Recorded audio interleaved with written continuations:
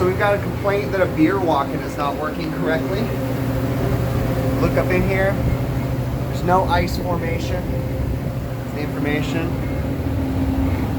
It's somewhat cool in here. It's about 50 degrees. Coil's dirty. Thermostat seems to be set where it's supposed to be, but we're not going to adjust anything. We're not going to twist on the thermostat or anything like that because we don't want to accidentally fix the problem without being able to really realize what happened. So we're going to go ahead and check on the roof and start up there. We know we have power. Our evaporator fan motors are running and it's somewhat cool in here. So that's where we're going to leave it and go jump up onto the roof. Okay, so this is our beer walk-in. It's our condensing unit.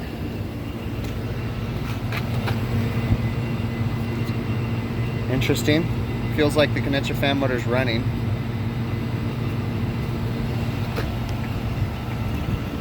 We'll get in here and check everything out and see what we can do. Alright, so what we got going on here is we have a somewhat warm compressor. I mean, it's pretty warm. Condenser fan motor's running, and we need to check voltage to see what kind of voltage we have going to this bad boy. Okay, so what we've got here, we're going to go ahead and try to get on here and see what our voltage is right now.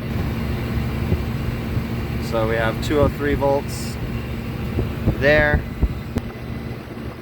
202 volts there, 203 volts. So we have 208 volt three-phase going to this compressor and it's not running. So more than likely we're going to check to see if we're off on thermal overload. So we're going to turn off power to the disconnect and then we're going to verify power's off, and then we're going to check resistance across all three poles of the compressor to each other to see if we have a resistance reading. If we don't, that means that we're off on thermal overload. Okay, I don't know if you guys caught this. I just found a major flaw in this unit. This compressor is 208 three-phase. As I'm disconnecting to ohm out the terminals, look at what we have here. We have a thermal overload. That essentially, if it goes off on thermal overload, it single phases the compressor. That is a major design flaw. You can't have a single phase thermal overload.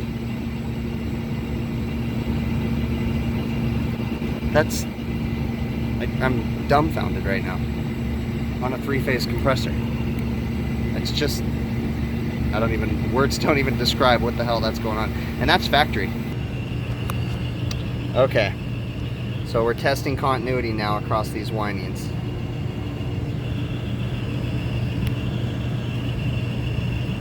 I need to change my battery, but 3 ohms, 3 ohms,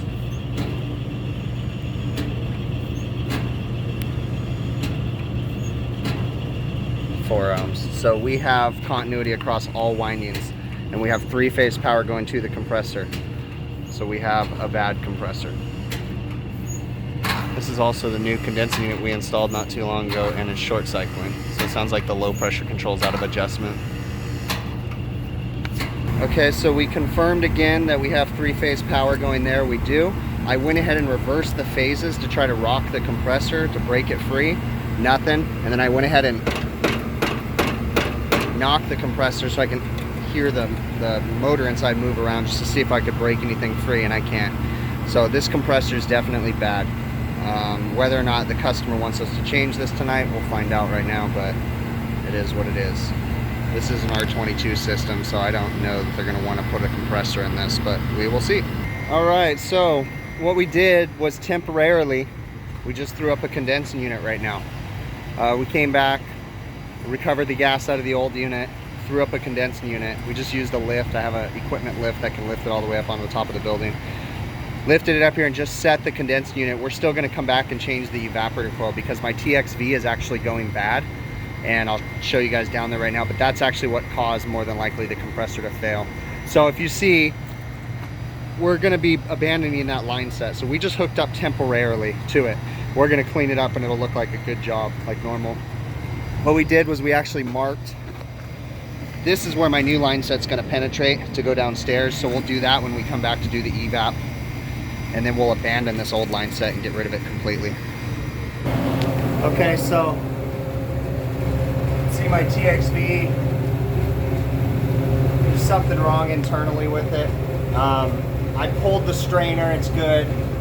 I wasn't gonna change the valve because it's getting them by for now. We're just gonna change everything tomorrow, basically. So I pulled the strainer and I swapped the power head, and it's still underfeeding, basically. Okay, so we're starting to prep the coil. We're gonna cut the distributor nozzle, or cut the distributor tube, and then put the nozzle inside of it. I'm gonna weld in the expansion valve. This is a non-prepped coil. Install the solenoid valve. Solenoid valve, we made sure we're running a it's sized correctly for the tonnage that we're running across it. I think we've got a 1.25 ton system or something like that. So yeah, we're plenty, not too big but not too small on our tonnage. We've got a 3/4 ton TXV, and we're gonna get everything all sweat in and ready to go. This is a 10,400 BTU evaporator coil. So just a little guy. Alright, so we came back today and we went ahead and finished up the line set, fixed that. As you can see, the penetration's there now. Again, I'm not fancy with those roof jacks because I usually tell him to get a roofer out to double check all the work and do what he wants to do to make it perfect, because they always tend to leak when I do them. So we'll have him get a roofer out. Went ahead and ran the line set over there. System's operating. We're using R448A. Operating pressures, as you see, are so ridiculously similar to our R22. So it's very, very close. Let me click this. Tri-volt, you guys can see.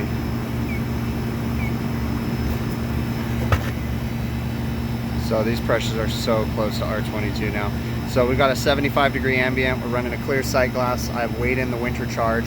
This particular condensing unit, they had in the pamphlet that came with it, it had all the information about what the winter charge was. So it's right here. Model number of the condensing unit. It's a 6-pound winter charge. It took 8 pounds to clear the sight glass, for a total of 14 pounds for the total charge for the unit. And the box temp right now is 39 degrees.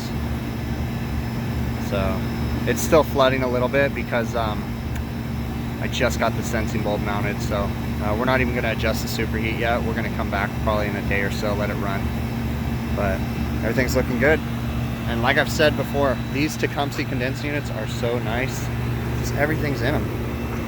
You know, it's a little redundant because I did put a key to therm temp plus defrost controller. So this one's already wired in, so I just left that and just turned the defrost off on the controller. But yeah, I love these things. They're just so nice, such high quality. Fan cycle controls.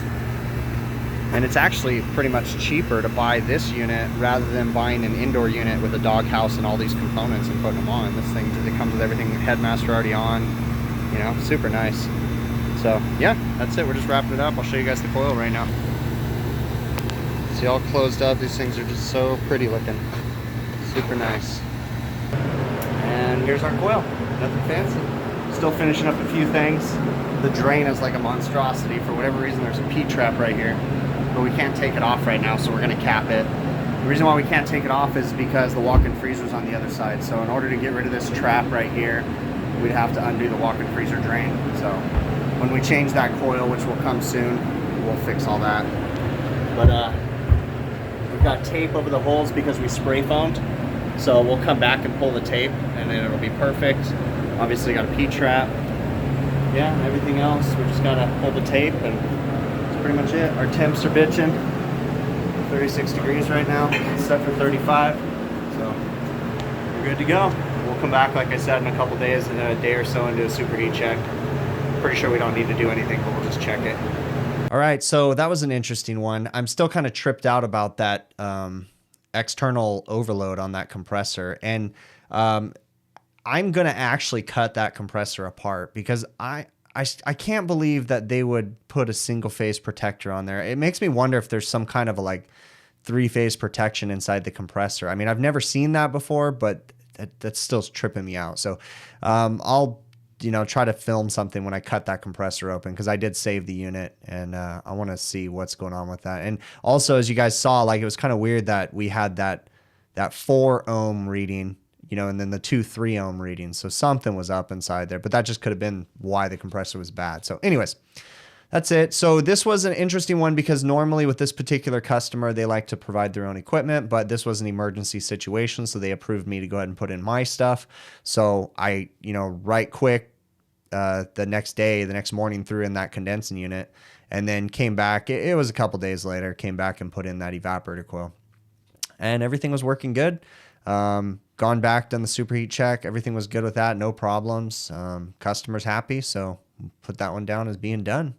Really appreciate you guys taking the time to watch these videos. You know, I'm super humbled by you guys and how many of you that there are that are actually watching these and commenting, and it's really cool. So hopefully you guys get something out of this, whether it's just laughing at me or maybe you even learn something. I don't know. But I appreciate all you guys' comments and emails that you send me. So catch you guys on the next one, okay?